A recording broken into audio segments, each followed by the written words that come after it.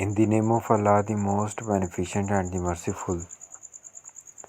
I hope all of the students will be safe and perfectly fine. Today you are going to know about representing relations. There are many ways to representing a relation between two finite sets, as we have seen earlier. One way is to list the order pairs within braces. Another way is the use of tables. इसमें वो कह रहा है कि हमारे पास बहुत सारे methods हैं कि जिसमें हम दो फाइनाइट सेट्स को लेके उनके बिटवीन जो रिलेशंस होता है उसको हम रिप्रेजेंट कर सकते हैं। एक तो मेथड ये है कि जिस तरह हमने लास्ट टाइम देखा था कि इस तरह से ब्रेसेस में ऑर्डर पेयर्स की फॉर्म में रिलेशन को लिखा जाए, जिस तरह यहाँ पे लिखा हुआ है। इसी तरह से दूसरा वे ये है कि हम टेबल की फॉर्म में लिखते हैं। और however there are some other methods to represent a relation which are used to use of a 0-1 matrix and use of graph। अब हम यहाँ पे कह रहा है कि हम 0-1 मैट्रिक्स की फॉर्म में भी इसको लिख सकते हैं और ग्राफ की शेप में भी लिखा जा सकता है।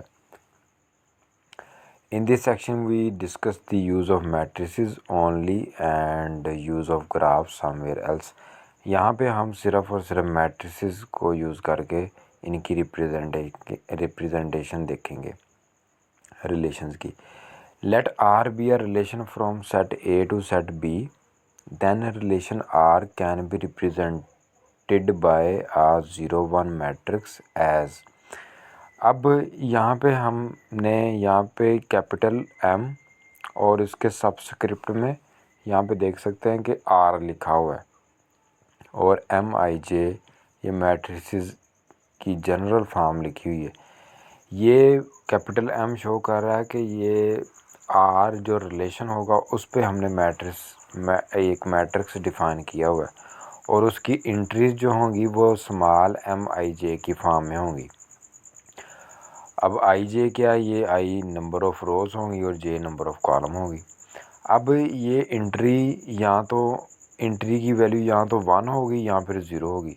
1 कब होगी, जब कोई ऑर्डर पेयर रिलेशन में बिलोंग करेगा, और 0 कब होगी, जब ऑर्डर पेयर रिलेशन में बिलोंग नहीं करेगा। ये आपने बात याद रखनी है। इसी को समझने के लिए हमारे पास एक एग्ज़ाम्पल 16 है कि जिसमें हमने डिफरेंट रिलेशंस को मैट्रिसेस की फॉर्म में लिखना है। अब ए हमारे पास सेट है 1 2 3 और बी है 1 2, और हमने क्या करना है कि इनको पहले कह रहा है कि right a matrix representing the relations containing the order pairs, के ये जो जितने भी ये रिलेशन दिए हुए हैं उसने यहाँ पे R1 R2 R3 R4, इनको हम यहाँ पे ऑर्डर पेयर्स की फॉर्म में लिखेंगे। ऑर्डर पेयर्स की फॉर्म में और ब्रेसेस की फॉर्म में लिख के फिर आपने क्या करना है कि मैट्रिसेस की फॉर्म में लिखना है। अब हमारे पास R1 जो रिलेशन है वो ये है कि all A, B belongs to R। ये सबसे पहले तो आपने क्या करना है कि A क्रॉस B यूज़ करके इनकी कार्टेशियन प्रोडक्ट ले लेनी है। कार्टेशियन प्रोडक्ट ले लिया आपने A क्रॉस B यूज़ करके। अब आपने क्या करना है कि पहला रिलेशन R1 लिखना है। R1 में क्या है, R1 कह रहा है कि for all A, B belongs to R, के जितने भी ऑर्डर पेयर्स हैं वो R में आ रहे हैं। इसका मतलब ये होगा कि जो आपका R1 रिलेशन होगा वो सारे का सारा A क्रॉस B ही होगा, जिसको हम यूनिवर्सल रिलेशन भी बोलते हैं, कि आपने सारे के सारे ऑर्डर पेयर्स लिख देने। और R2 हमारे पास क्या है कि for all A B belongs to R such that A greater than B। अब आपने R2 सिलेक्ट इस तरह से करना है कि A क्रॉस B में से वो एलिमेंट उठाएंगे कि जिसमें पहला एलिमेंट दूसरे एलिमेंट से ग्रेटर हो, जिस तरह यहाँ पे लिखा हुआ है A ग्रेटर देन B। तो पहला एलिमेंट दूसरे एलिमेंट से ग्रेटर हो वो 2 1 हो सकता है, तो 2 1 हम R2 में लिख देंगे। 3 1 हो सकता है, 3 1 हम यहाँ पे लिख देंगे। और 3 2 हो सकता है तो 3 2 लिख देंगे। ये हमने R2 को ये रिलेशन दूसरे रिलेशन को ब्रेसेस और ऑर्डर पेयर्स की फॉर्म में लिख दिया। इसी तरह से हम R3 की बात कर लेते हैं कि R3 रिलेशन किस तरह से डिफाइन किया हुआ है। कह रहा है कि for all A B belongs to R such that A is equal to B. अब हमने ए क्रॉस बी में से वो एलिमेंट उठाने हैं, वो ऑर्डर पेयर्स उठाने हैं कि जिनमें पहला और दूसरा एलिमेंट क्या होगा, सेम होगा। तो वो क्या है, 1 1 है, तो 1 1 हमने ले लिया, और 2 2 है, 2 2 हमने ले लिया यहाँ पे। अब R4 में कह रहा है for all A B belongs to R such that A is not equal to B. अब हमने R4 रिलेशन में ऐसे एलिमेंट ए क्रॉस बी में से उठाने हैं कि जो कि इक्वल नहीं होंगे, कि फर्स्ट और सेकंड एलिमेंट इक्वल नहीं होगा। तो वो क्या है, एक 1 2 हो सकता है, 2 1 हो सकता है, 3 1 हो सकता है, और 3 2 हो सकता है। ये हमने R4 ले लिया। ये हमने जो इनकी रिप्रेजेंटेशन यहाँ पे लिखी है रिलेशंस की, ये प्रीवियस हम ऑलरेडी देख चुके हैं। अब हमने क्या करना है कि इन्हीं ये जो रिप्रेजेंटेशन, इसी रिप्रेजेंटेशन को हमने लेके इनको रिलेशंस को मैट्रिसेस की फॉर्म में लिखना है। अब देखें, अब मैट्रिसेस की फॉर्म में कैसे लिखेंगे। फॉर एग्जांपल आपने R1 को मैट्रिसेस की फॉर्म में लिखना है, तो हम यहाँ पे लिखेंगे कैपिटल M और उसके सबस्क्रिप्ट में R1 लिख देंगे। अब यहाँ पे इनकी मैट्रिसेस फॉर्म कैसे आएगी, यहाँ पे है, आपने A क्रॉस B में देखना है कि पहला एलिमेंट कौन सा है, वो 1 1 ऑर्डर पेयर है। अगर ये 1 1 ऑर्डर पेयर R1 में बिलोंग करेगा तो फिर यहाँ पे पहली एंट्री जो है वो 1 1 आ जाएगी। पहली ये इस मैट्रिक्स की जो एंट्री है वो 1 आ जाएगी। अब 1 1 ऑर्डर पेयर इसमें ए R1 में है तो यहाँ पे 1 आ जाएगा। फिर आपने देखना है कि 1 2 है इस R1 में, 1 2 भी पड़ा हुआ है, तो 1 2 आप इस सेकंड एंट्री में 1 लिख देंगे। अब 2 1 जो है वो थर्ड एलिमेंट है ए क्रॉस बी का। अब आपने देखना है कि क्या 2 1 भी R1 में पड़ा हुआ है, तो 2 1 भी पड़ा हुआ, तो ये थर्ड एलिमेंट यहाँ पे 1 आ जाएगा। फिर आपने देखना है कि 2 2 जो है वो क्या R1 में पड़ा हुआ है, 2 2 भी पड़ा हुआ है, तो ये यहाँ पे 1 आ जाएगा फोर्थ प्लेस पे इस मैट्रिक्स की। तो फिर आपने 3 1 देखना है, तो 3 1 ये भी पड़ा हुआ है, तो इसकी 3 1 यहाँ पे इस 3 ये इस जगह पे आ जाएगा 1। फिर 3 2 आपने देखना है कि ए क्रॉस बी में है वो, और R1 में भी पड़ा हुआ है, तो फिर अगर तो एलिमेंट पड़ा होगा तो फिर उसकी जगह 1 आ जाएगा। और एक बात याद रखिएगा कि ये जो मैट्रिक्स है इसकी नंबर ऑफ़ रोज़ भी होंगी, नंबर ऑफ़ कॉलम भी होगा। आपने ए क्रॉस बी लिया हुआ है, तो ए में 3 एलिमेंट हैं और बी में 2 एलिमेंट हैं, तो इसका जो ऑर्डर बनेगा, ये जितने भी मैट्रिसेस हैं उनका ऑर्डर 3/2 बनेगा। तो आप यहाँ पे भी देख सकते हैं, यहाँ पे उसने मेंशन किया हुआ है कि ये जितने भी मैट्रिसेस बनने हैं इस ए क्रॉस बी के रिलेटेड वो 3/2 के बनेंगे। तो ये 3/2 का मैट्रिक्स है। अब आपने R2 को जो है मैट्रिसेस की रिप्रेजेंटेशन में लिखना है, तो R2 आपके पास ये लिखा हुआ है 2 1 3 1 3 2, ये रिलेशन लिखा हुआ है। तो इसको मैट्रिक्स की फॉर्म में किस तरह से लिखेंगे, आपने देखना है कि क्या 1 1 जो है वो R2 में पड़ा हुआ है या नहीं पड़ा हुआ। तो 1 1 R2 में नहीं पड़ा हुआ, तो उसकी जगह क्या आ जाएगा, 0 आ जाएगा। जो एलिमेंट पड़ा होगा उसकी जगह 1 आएगा, और जो एलिमेंट नहीं पड़ा हुआ उसकी जगह 0 आ जाएगा। अब 1 2 चेक करें क्या R2 में पड़ा हुआ है, 1 2 नहीं पड़ा हुआ, तो उसकी जगह भी यहाँ पे 0 आ जाएगा। 2 1 चेक करें, 2 1 तो यहाँ पे है, तो 2 1 इसकी जगह 1 आ जाएगा। फिर 2 2 चेक करें, 2 2 हमारे पास यहाँ पे नहीं पड़ा हुआ, तो इसकी जगह भी 0 आ जाएगा यहाँ पे। फिर 3 1 चेक करें, 3 1 R2 में पड़ा हुआ है, तो उसकी जगह यहाँ पे 1 आ जाएगा। फिर 3 2 चेक कर लें, तो 3 2 भी पड़ा हुआ है, तो 3 2 की जगह यहाँ पे 1 आ जाएगा।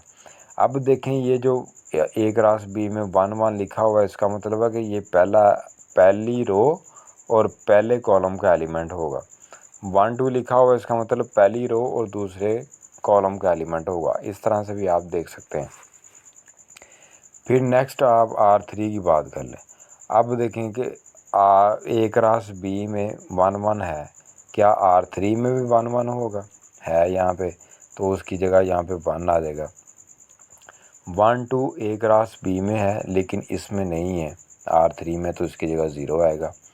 फिर 2 1 A क्रॉस B में है लेकिन इसमें नहीं है R3 में, तो उसकी जगह क्या आ जाएगा? 0 आ जाएगा।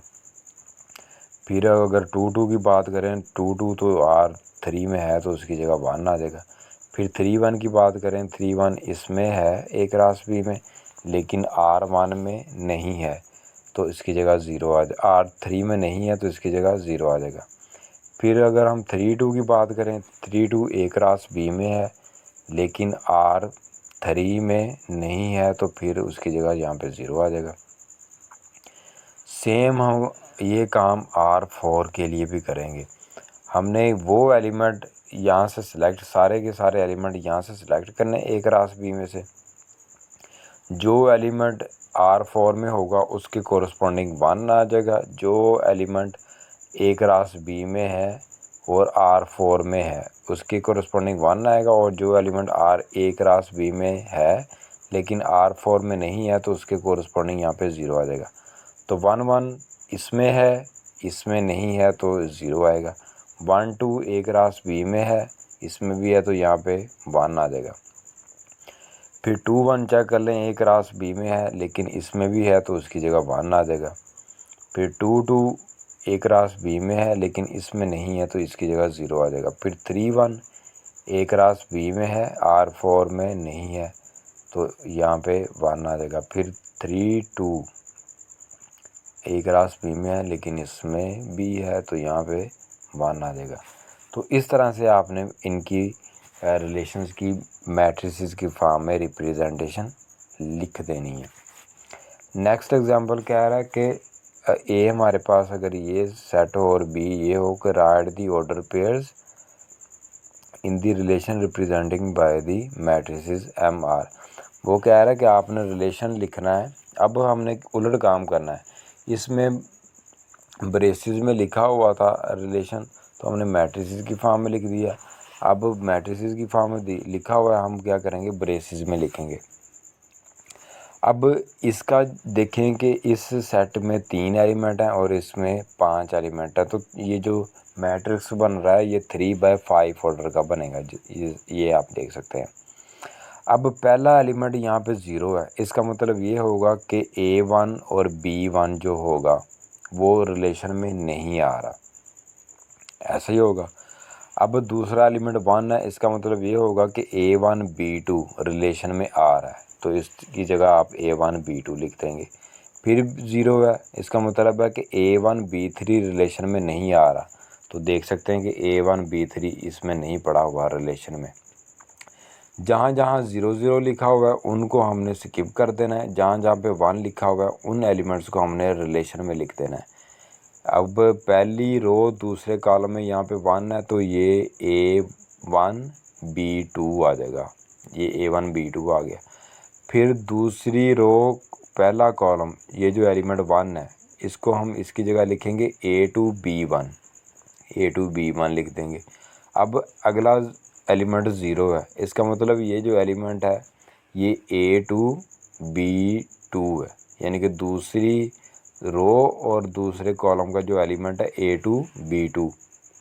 A2 B2 इसकी जगह 0 है, तो यहाँ पे वो हम एलिमेंट रिलेशन में नहीं लिखेंगे। हम वही लिखेंगे कि जिसके कोरस्पॉन्डिंग 1 होगा। आपने यहाँ पे भी मैट्रिक्स बनाते वक्त क्या किया था कि जो रिलेशन में एलिमेंट आ रहा है उसके कोरस्पॉन्डिंग 1 लिखा था, जो नहीं आ रहा उसके कोरस्पॉन्डिंग 0 लिख दिया था। तो जहाँ जहाँ पे 1 लिखा हुआ है वो हम रिलेशन में एलिमेंट लिख देंगे। अब इस तरह देखें कि थर्ड रो और फर्स्ट कॉलम में ये जो एलिमेंट है यहाँ पे 1 लिखा हुआ है, तो इसका मतलब ये होगा कि A3 B1 ये एलिमेंट यहाँ पे होगा, और इसके कोरस्पॉन्डिंग ये होगा कि A3 और B3 ये भी एलिमेंट होगा, और इसके कोरस्पॉन्डिंग A3 B4 B5 ये जो लास्ट पे 1 लिखा हुआ है, तो ये एलिमेंट आ जाएगा। तो इस वे से आप मैट्रिक्स को ब्रेसेस की फॉर्म में लिख सकते हैं। फिर वो कह रहा है कि रिमार्क्स है कि if R relation is reflexive then all this entries must be one. अब वो ये जो एंट्रीज उसने लिखी हुई हैं वो इस फॉर्म में लिखी हुई हैं कि A I J with A I is equal to J. इसका मतलब ये है कि ये जो डायगनल वाली एंट्रीज़ होती हैं ये ए आई जे, ये डायगनल वाली एंट्री होती है, जिस तरह A11 A22 A33 A44। अगर ये जो एंट्रीज़ होंगी अगर यहाँ पे 1 1 आ जाए तो फिर वो जो रिलेशन है वो रिफ्लेक्सिव बन जाएगा। यानी कि इसका मतलब ये है कि आप मैट्रिक्स को देख के ये बता सकते हैं क्या वो रिफ्लेक्सिव है या नहीं है। तो अगर तो उसकी डायगनल की एंट्रीज़ 1 1 होंगी तो फिर रिफ्लेक्सिव होगा।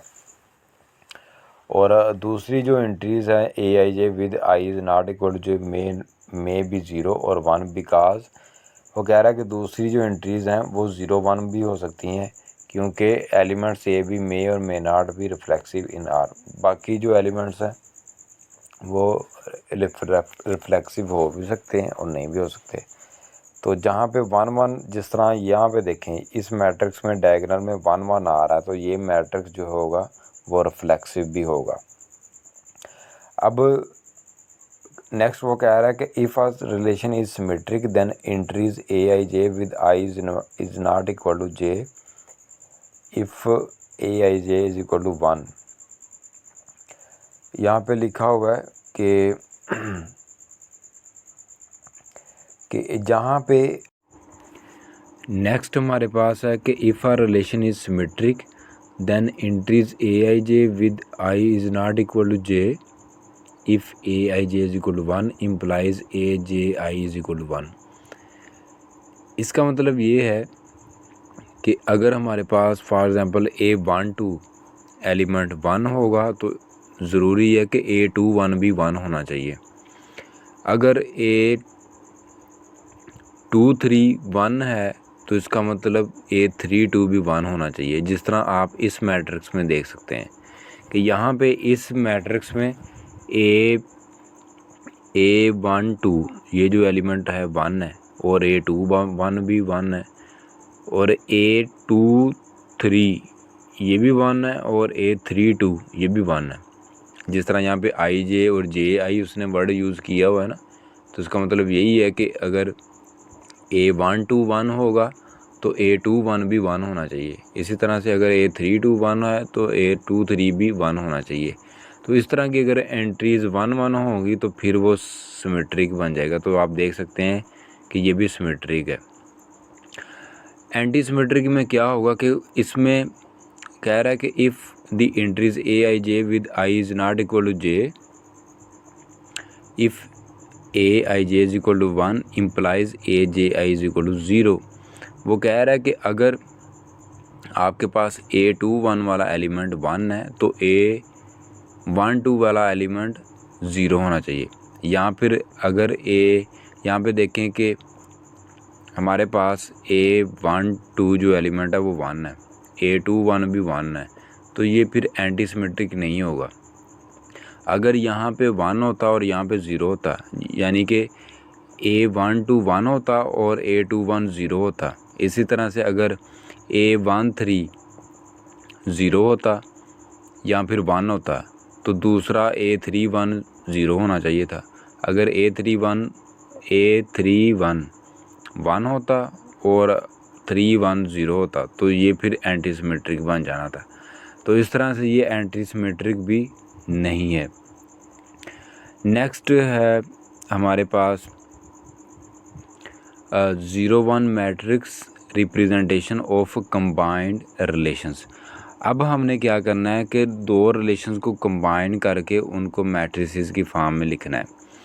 फॉर एग्ज़ाम्पल ये हमारे पास एक मैट्रिक्स R1 के रिलेटेड दिया हुआ है, R1 कोई रिलेशन है और एक R2 रिलेशन है, ये भी उसके कोरस्पॉन्डिंग ये मैट्रिक्स दिया हुआ है। वो कह रहा है कि we know that the relations can be combined by using symbols. ये हमने पढ़ा हुआ है कि रिलेशंस को इस तरह से हम यूनियन, इंटरसेक्शन, सब्ट्रैक्शन और सिमेट्रिक डिफरेंस में हम कंबाइन कर सकते हैं। इसी तरह से हम इनको मैट्रिक्स की फॉर्म में भी वो कंबाइन किया जा सकता है। तो find the matrices representing the relation, हमने क्या करना है कि ऐसे मैट्रिक्स फाइंड करने जो कि R1 यूनियन R2 को रिप्रेजेंट कर रहा होगा, R1 इंटरसेक्शन R2 को, R1 माइनस R2 को, R2 माइनस R1 को, इसी तरह से इनके सिमेट्रिक डिफरेंस को। तो सबसे पहले आपने इस मैट्रिक्स को यूज़ करके और इस मैट्रिक्स को भी यूज़ करके R1 रिलेशन लिखना है और R2 रिलेशन लिखना है। अब R1 रिलेशन कैसे आएगा? अब R1 पहला एलिमेंट 1 है तो इसकी जगह 1 2 आ जाएगा, 1 1 आ जाएगा। फिर दूसरा 0 है तो वो एलिमेंट नहीं लिखेंगे। 1 है तो यहाँ पे हम लिख देंगे 1 3 लिख देंगे। यहाँ पे 1 है तो इसकी जगह 2 1 लिख देंगे। यहाँ पे 1 है या इसकी जगह हम लिखेंगे 3 2 लिख देंगे, क्योंकि जहाँ जहाँ पे 1 है उसके कोरस्पॉन्डिंग वो एलिमेंट आ जाएगा। अब यहाँ पे हमारे पास 1 है तो R2 में यहाँ पे 1 1 आएगा। यहाँ पे 1 है तो इसकी जगह 3 1 आ जाएगा, 1 3 आ जाएगा। इसका मतलब ये है कि पहली रो और थर्ड कॉलम 1 3 आ जाएगा। फिर यहाँ पे देखें दरमियान में 1 है तो इसकी जगह 2 2 आ जाएगा कि दूसरी रो और दूसरा कॉलम। और फिर आप देखें कि यहाँ पे 2 3 है, दूसरी रो और थर्ड कॉलम, यहाँ पे 2 3 आ जाएगा, ये 1 1 की जगह। तो इस तरह से आपने जिस तरह प्रीवियस हमने देखा उस तरह से हमने रिलेशंस लिख देने हैं। फिर आपने इन दोनों की यूनियन ले लेनी है। यूनियन लेंगे तो ये एलिमेंट आएंगे। इंटरसेक्शन सब्ट्रैक्शन और इस तरह से सब्ट्रैक्शन ले लें और सिमेट्रिक डिफरेंस इस तरह से ले लें तो ये एलिमेंट्स आ जाएंगे। अब ये जो रिलेशंस आए हैं इनको आपने मैट्रिक्स की फॉर्म में लिखना है। अब R1 यूनियन R2 हमारे पास है कि matrix of R1 union R2 या फिर M of R1 join M of R2, ये हम लिख देंगे।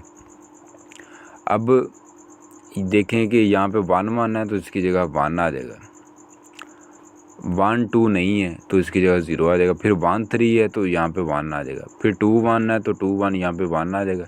2 2 है फिर 1 आएगा। 2 3 है फिर यहाँ पे 1 आ जाएगा। 3 1 है तो यहाँ पे 1 आ जाएगा। 3 2 है यहाँ पे 1 आएगा। और आगे हमारे पास क्या है, वो 3 3 नहीं है तो इसकी जगह 0 आ जाएगा।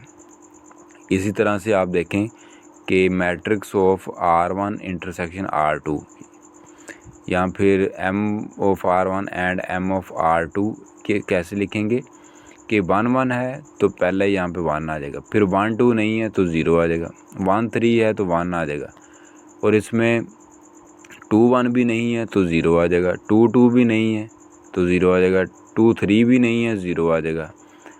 और इस रिलेशन में 3 1 भी नहीं है, 3 2 भी नहीं है और 3 3 भी नहीं है, तो इसलिए यहाँ पे भी 0 0 आ जाएंगे। और यहाँ पे आ जाएं R1 माइनस R2 में, यहाँ पे 1 1 भी नहीं है, 1 2 भी नहीं है, 1 3 भी नहीं है, तो ये सारे के सारे यहाँ पे 0 0 आ जाएंगे। 2 1 है 1 आ जाएगा। 2 2 नहीं है 0 आ जाएगा। 2 3 भी नहीं है 0 आ जाएगा यहाँ पे। फिर 3 1 नहीं है तो 0 आ जाएगा। 3 2 है तो 0 आ जाएगा। 3 3 इसमें नहीं है और इसमें फिर 0 आ जाएगा। इसी तरह से आपने बाकी के भी लिख देने हैं। नेक्स्ट वो कह रहा है कि suppose that a relation R on a set is represented by the matrix. इस तरह से हम लिख रहे हैं find the matrix representing the relation R1 R inverse and R bar. तो सबसे पहले आपने क्या करना है कि इस मैट्रिक्स को रिलेशन की फॉर्म में लिख देना है। जब रिलेशन की फॉर्म में लिख देंगे तो आपने क्या करना है कि एक यूनिवर्सल रिलेशन भी लिखना है। वो कैसे लिखेंगे कि यूनिवर्सल रिलेशन कैसे लिखा जाएगा कि आप देखें कि इस मैट्रिक्स में 3 रोज़ हैं और 3 ही कॉलम है। तो इसका मतलब ये होगा कि इसका ये जो रिलेशन बनेगा उसका जो पहला सेट है उसमें भी 3 एलिमेंट होंगे और दूसरे सेट में भी 3 एलिमेंट होंगे। और उसमें 1 1 होगा, 1 2 3 होगा और दूसरे में भी 1 2 3 होगा। तो आपने इसका यूनिवर्सल सेट लिखने के लिए यहाँ पे लिखना 1 1 1 2 1 3, फिर 2 1 2 2 2 3 और 3 1 3 2 3 3 आ जाएगा। अब आपने पहले क्या करना है कि जब पहले आर लिखा होगा उसका इन्वर्स ले लेना है। तो इन्वर्स लेंगे तो 1 2 2 1 में कन्वर्ट हो जाएगा और 1 3 3 1 में कन्वर्ट हो जाएगा। इस तरह से 2 2 तो 2 2 सेम ही रहेगा। 3 1 1 3 में कन्वर्ट होगा, वो पहले आपने ऑलरेडी लिखा हुआ। तो ये इन्वर्स के एलिमेंट आएंगे। और अब आपने क्या करना है कि इसका बार लेना है। बार मीन के ये डिफरेंस लेना है। इसको इसी आर को, ये जो आर लिखा आपने, इसको यूनिवर्सल रिलेशन में से माइनस कर देंगे। जिस तरह हम डिफरेंस लेते हैं तो आपने उस तरह से डिफरेंस ले लेना है।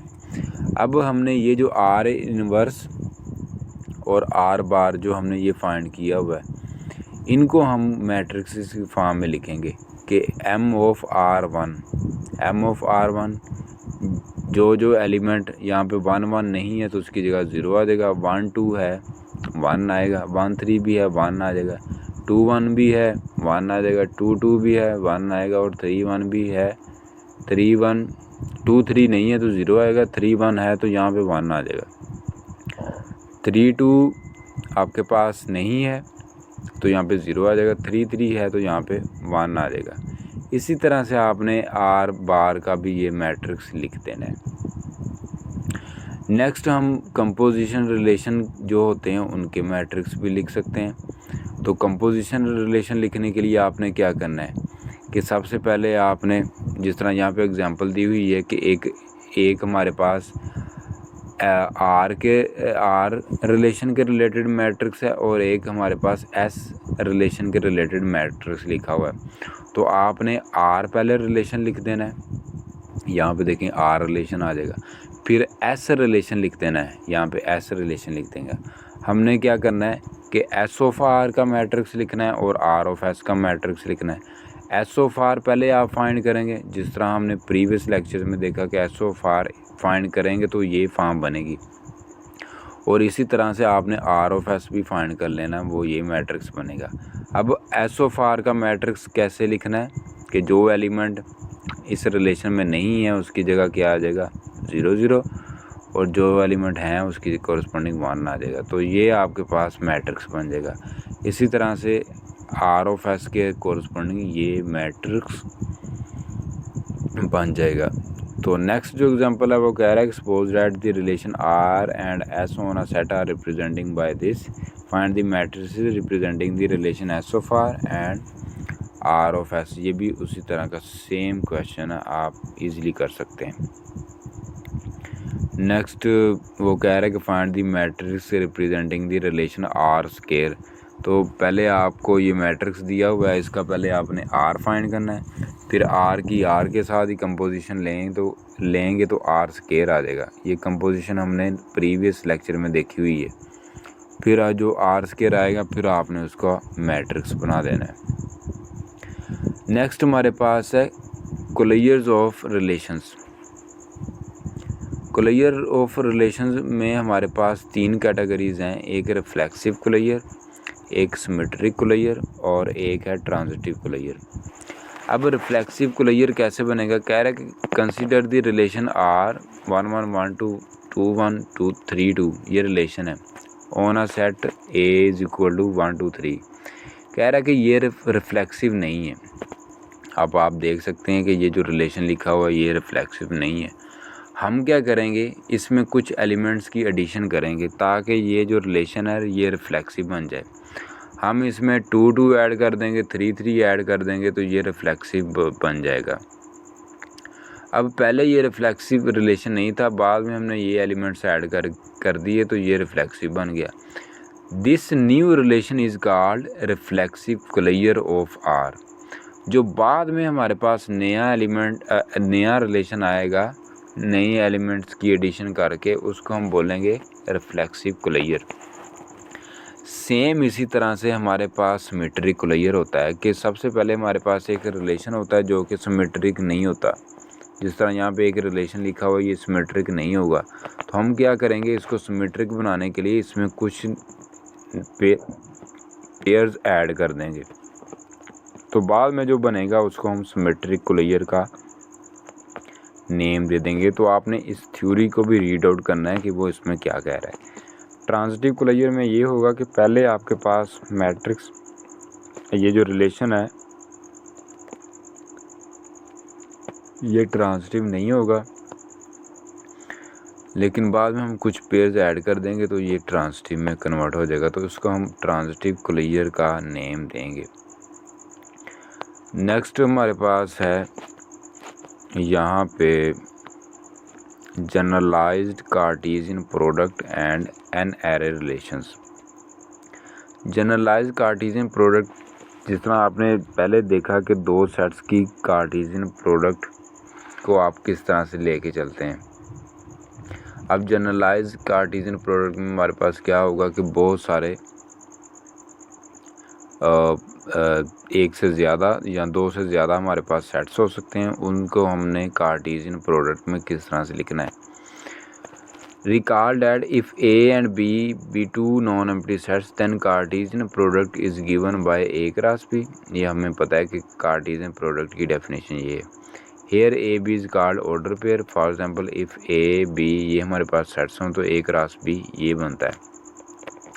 अब हम क्या करेंगे, यहाँ पे तो हमने पहले दो सेट्स लिए हुए थे, अब हम n सेट्स ले लेंगे।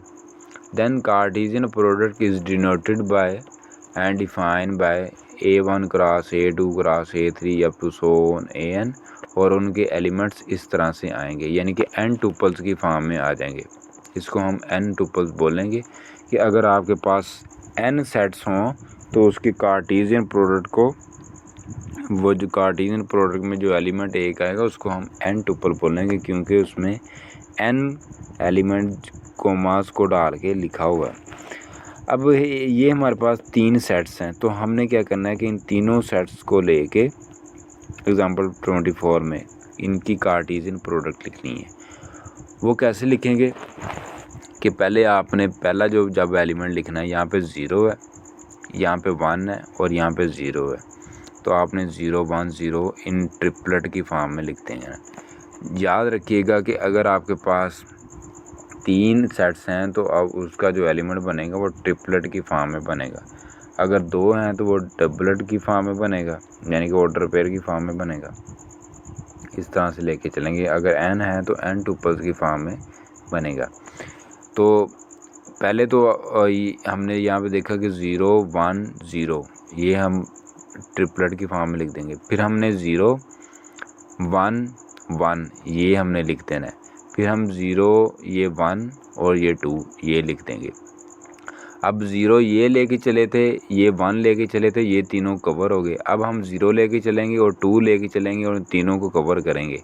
0 2 0 आपके पास आएगा, फिर 0 2 1 आ जाएगा, फिर 0 2 2 आ जाएगा। इसी तरह से आपके पास ये जो 0 लेके हम चले थे 1 2 भी कवर हो गए, ये भी कवर हो गए। अब ये 1 की बारी आ जाएगी, फिर हम लेंगे 1 1 0 1 1 0 ले लेंगे, फिर लेंगे 1 1 1 आ जाएगा, ये तीनों 1 1 आ जाएंगे, फिर 1 1 और ये 2 आ जाएगा। अब 1 लेके चले थे और यहाँ पे से 1 लिया तो ये तीनों कवर हो गए। अब 1 लेके चलेंगे, यहाँ से 2 लेंगे तो ये तीनों कवर करके ये आपके पास इतने एलिमेंट्स आएंगे इस रिलेशन में। तो देखें कि आपके पास इस A में 2 एलिमेंट हैं, B में भी 2 एलिमेंट हैं और C में 3 एलिमेंट हैं। तो 2 मल्टीप्लाई बाय 2 मल्टीप्लाई बाय 3 करेंगे, आंसर आपके पास 12 आ जाएगा। तो 12 ये टोटल एलिमेंट्स आने चाहिए। नेक्स्ट वो कह रहा है कि A cross B cross C is different from A cross B cross C, यानी कि A क्रॉस B या फिर A cross B cross C।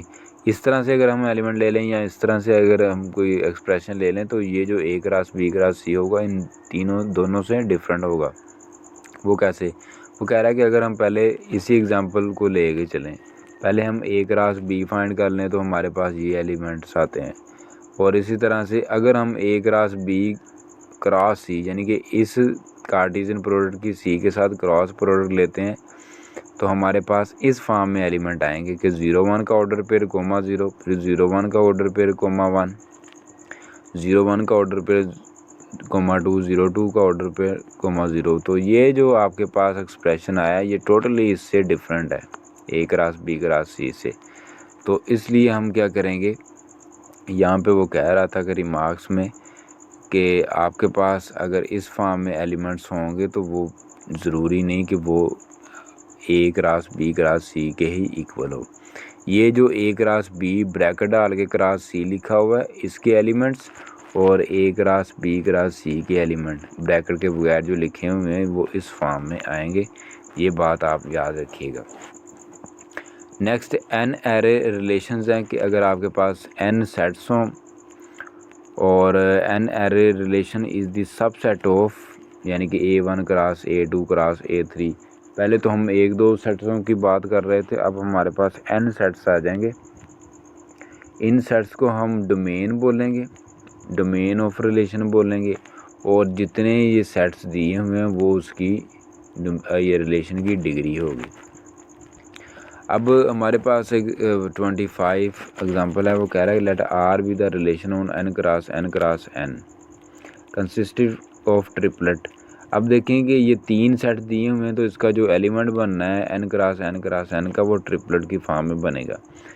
Where A यहाँ पे कह रहा है कि A B C इसमें एलिमेंट आ रहे हैं और वो इंटीजर में से हैं, और ये कंडीशन है कि A less than B less than C है, यानी कि ये तीनों नेचुरल नंबर में से ही नेचुरल नंबर होंगे ट्रिपलेट में। लेकिन कंडीशन ये है कि पहला 1 हो तो दूसरा 2 होना चाहिए और तीसरा 3 होना चाहिए, कि सीक्वेंस वाइज ये बढ़ रहे हों, जिस तरह पहले 4 हो फिर 5 हो फिर 6 हो जाए, इस तरह से।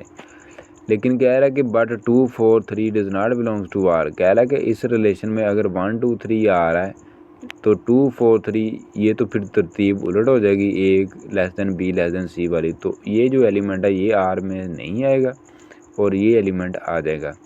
और इसकी आपके पास डिग्री कितनी होगी, क्योंकि 3 सेट्स हैं तो 3 डिग्री होगी, जो कि और इसकी डोमेन आपके पास क्या होगी, जो सेट ऑफ नेचुरल नंबर है, ये जो भी यहाँ पे सेट लिखा होगा वो उसकी डोमेन होगी। अब यहाँ पे n क्रॉस n लिखा हुआ तो ये इसकी डोमेन है, तो सेट ऑफ नेचुरल नंबर इसकी डोमेन होगी। नेक्स्ट वो कह रहा है कि आपके पास ये है let R be a relation on Z cross Z consisting of triplet, तो which A B C with A B and C integer forming the arithmetic progression. अब वो कह रहा है कि वो एलिमेंट वो ट्रिपलेट R में जाएगा जो कि अरिथमेटिक प्रोग्रेशन को सेटिस्फाई कर रहे होंगे। आई मीन कि उनके कॉमन डिफरेंस सेम होंगे, जिस तरह 1 2 3 है, ये एलिमेंट R में जाएगा। ये क्यों जाएगा, क्योंकि इनका कॉमन डिफरेंस सेम है, 1 2 का भी सेम है और 2 3 का भी सेम है। तो कॉमन डिफरेंस सेम होने की वजह से ये एलिमेंट्स अरिथमेटिक प्रोग्रेशन में चले जाएंगे। तो अगर अरिथमेटिक प्रोग्रेशन में जाएंगे तो इनको ट्रिपलेट बना दिया जाए तो वो एलिमेंट R में बिलोंग कर जाएगा। इसी तरह से कह रहा है कि 1 3 5 जो है ये R में बिलोंग करता है, बट 2 5 9 ये R में बिलोंग नहीं करता। क्यों नहीं करता, क्योंकि इनका कॉमन डिफरेंस सेम नहीं है। तो इसकी डिग्री फिर क्या होगी, क्योंकि 3 सेट हैं तो 3 डिग्री होगी। और कौन कौन सी डोमेन है, सेट ऑफ इंटीजर इसकी डोमेन है, जो कि यहाँ पे मेंशन है। नेक्स्ट भी आप एग्जांपल देख लेंगे